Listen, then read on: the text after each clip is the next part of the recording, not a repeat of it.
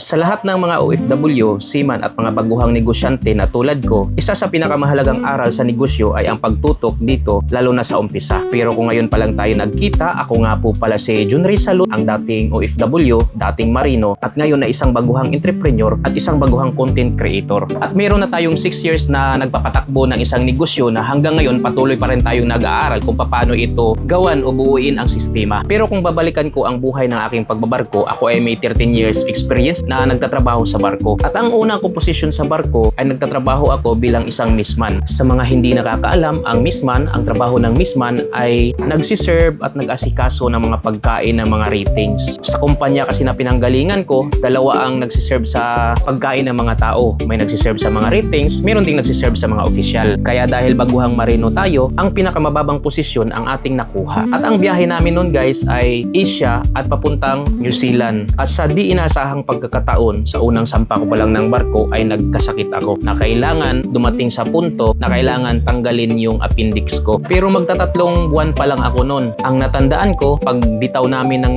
New Zealand Tauranga, kinagabihan nagkaroon kami ng party. May kaunting kainan at meron ding kaunting inuman. At sa araw na yun, inabot kami ng gabi at madaling araw niligpit namin yung mga pinag-inuman ng mga opisyal at ng mga kasamahan ko. Pero ang plano ko, kinabukasan ko na itatapon yung mga food waste at mga buti sa dagat. Pero guys, bago tayo mag-overboard ng mga garbage o ng mga food waste o mga buti sa dagat, kailangan muna nating itawag ito sa chipmate natin kasi may mga special area at outside special area na kailangang alamin ng chipmate o ng bilang isang missman dahil tayo ang natasang mag-dispose nito. So kailangan alamin natin kung gaano na tayo kalayo sa isla. At kinabukasan guys, maaga ako nagising, alas 4 pa lang ng umaga, nagising na ako dahil nga inisip ko yung itatapon na kailangan makapagtapon na ako ng mga food waste at buti sa dagat na medyo malayo na siya sa isla at kailangan ko siyang itawag sa naka-duty na opisyal kung pwede pong magtapon. So yun nga, pinayagan tayong magtapon at lumabas tayo sa akomodasyon at inihagis natin doon sa dagat yung mga food waste. At dito na nag-umpisa na sumakit ang tiyan ko pagpasok ko sa akomodasyon. Ang akala ko noon ay nahanginan at nalamigan lang ako sa labas kaya binaliwala ko lang. Hanggang sa tuloy-tuloy pa rin yung trabaho ko. Ginawa ko pa rin yung trabaho ko sa breakfast time pero masakit pa rin yung tiyan ko. Bilang missman, ako yung nagsiserve, nagpe-prepare ng mga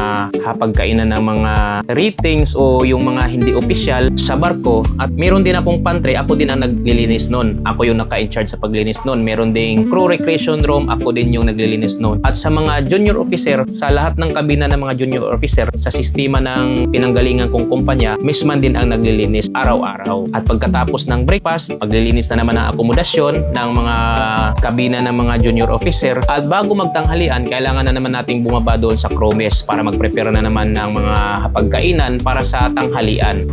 At mag-prepare din tayo ng dessert para sa mga crew. Pero guys, ito na yung problema dahil habang naglilinis ako sa kabina ng mga junior officer, sumasakit na yung tiyan ko. At dumating sa punto na umuwi ako doon sa kabina ko. Nahiga ako at naidlip. So ngayon, pinuntahan ako ng kasamahan kong steward, ginising niya ako dahil kailangan ko pang magsaing para sa tanghalian. Ang problema ay hindi na ako makatayo dahil sa sobrang sakit na ng tiyan ko. At ayun ay kaagad na inireport ng kasamahan ko na steward doon sa duty officer. At yun nga, in-examine ako kasi meron din kaming doktor sa barko. Yung second mate, siya yung naka-in-charge sa medical team. So siya yung nag-i-examine hanggang sa dumating si chiefmate at si kapitan. At ayon sa kanilang nakikita at nalalaman base sa na-experience ko, ito ay appendicitis. So nagkaroon ako ng problema sa appendix. Yun, nireport kaagad ni kapitan doon sa kumpanya namin at bumalik yung barko dahil sa meron na kaming 28 hours na bumiyahe nun mula sa pier ng Tauranga papuntang Japan. So medyo may kalayuan na. Ang nangyari, bumalik kami sa New Zealand at sinalubong namin yung helicopter na siyang kumuha sa akin, inirelief nila ako at binalik ako doon sa New Zealand para doon ako ipagamot o operahan. So ngayon, nakabalik agad mga bandang alas 2 ng hapon, nagkamit na yung helicopter at barko, inirelief nila ako at diniretso na kaagad ako doon sa hospital, doon sa Whangarei Hospital ng New Zealand. At napakaswerte natin na time na yon dahil sa yung kumpanya na pinasukan natin ay hindi tayo pinabayaan, pinaoperahan tayo at after 2 weeks doon sa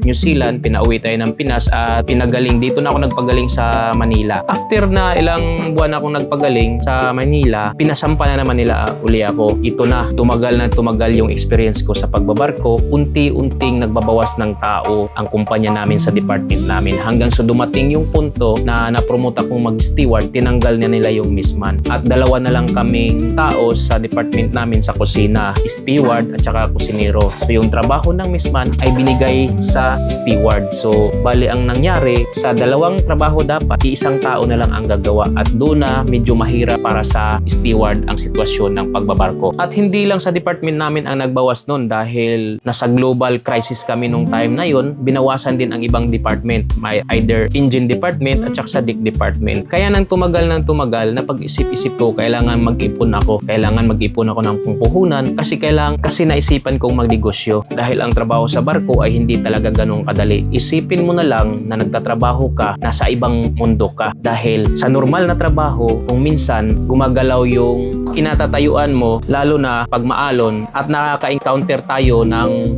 masamang panahon. So yun, back 2019, nakapag-decide na ako na talagang magnegosyo. Ang naisipan kong inegosyo ay ayaw naman sa kahiligan kong magmotor. Kaya nag-umpisa tayong mag-build ng negosyo natin 2019 December at nagbukas talaga tayo 2020 ng January. At sa kasamaang palad, dumating naman itong COVID. So buong taon na yung 2020, talagang bagsak ang negosyo na una nating pinasok. Talagang sa buong isang taon, bagsak talaga siya. Wala siyang income dahil kadalasan nung time na yon ay puro talaga siya sarado. Dahil hindi naman tayo essential, kailangan nating talagang isara dahil yun ang proklama ng gobyerno natin dahil sa meron ngang COVID. At January 2020, sumakay pa tayo niyan. Nakapag isang kontrata pa ako noon, January to October. So yung buong taon na yan, January, October ay yun na yung last na sakay ko dahil napapansin ko sa negosyo, unang-una dahil wala pa akong na-create o nabuong sistema, kailangan ko siyang tutukan at kailangan kong pag-aralan ang dapat pag-aralan na kailangan ko palang bumuo ng mga departamento sa negosyo ko. So yun yung natutunan ko sa pagninegosyo, sa pag-uumpisa ng negosyo na sa unang taon ay nasa punto tayo kung paano natin i-figure out na magkaroon ng profit yung negosyo natin. At napakahirap bumuo ng sistema sa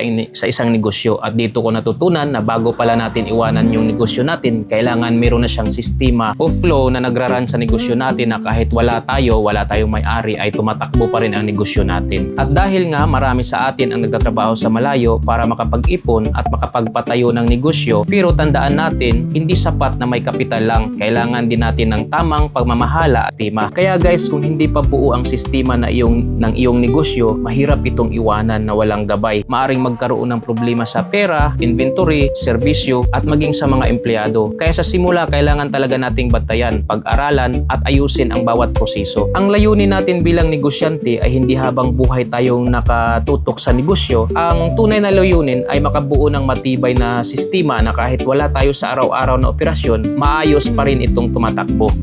Kaya sa mga OFW at seaman na nangangarap magkaroon ng matagumpay na negosyo, huwag magmadaling magpalawak. Unahin ninyong buuin ang sistema, sanayin ang mga tao at siguraduhing maayos ang proseso bago ito iwan sa iba. At lagi nating tatandaan guys na ang negosyo na walang sistema ay umaasa sa may-ari. Ngunit ang negosyo na may sistema ay kayang tumakbo kahit wala na yung may-ari.